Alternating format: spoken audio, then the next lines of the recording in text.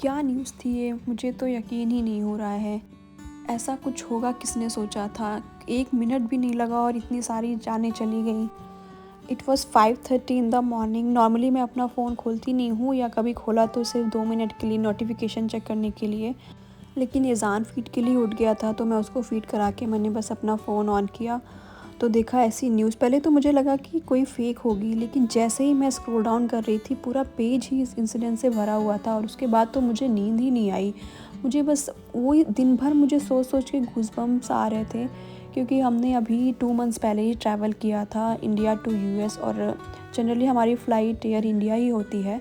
और ये इंसिडेंट मैं इसलिए बता रही हूँ कि हुआ ये था कि वेदर ख़राब था, तो टर्बुलेंस आ रहे थे। तो थोड़ा-सा ठीक हुआ वेदर, तो मैंने ईज़ान को सुला दिया था, और अनाया को भी मैंने अपनी सीट में और उसकी सीट मिला के मैंने उसे लिटा दिया था कि वो थोड़ी देर रेस्ट कर लेगी।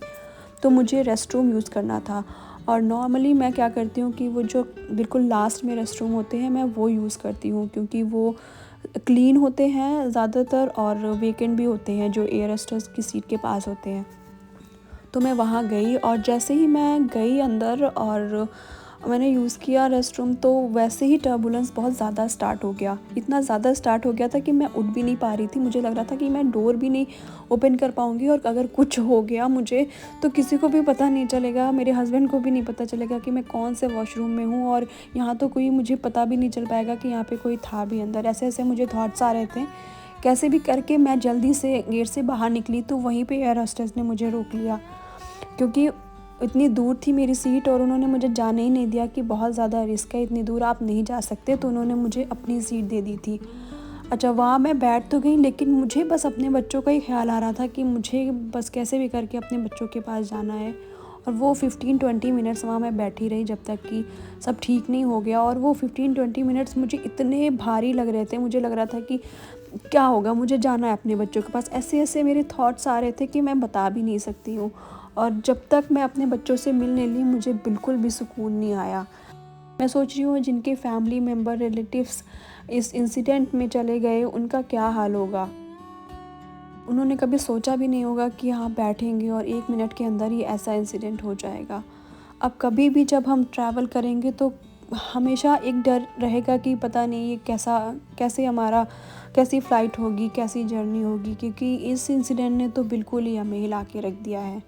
अच्छा हुआ आज की रात ये था कि मेरे दोनों बच्चों को ही कोल्ड कफ़ हो गया था, तो और उसके लास्ट टू लास्ट नाइट भी मैं नहीं सोई थी, तो मुझे बस पूरा दिन ऐसा लग रहा था कि जल्दी से ये दिन कटे, और ईज़ान जैसे ही सोए 8 ओ क्लॉक 9 ओ क्लॉक, उसके बाद मैं सो जाऊँगी।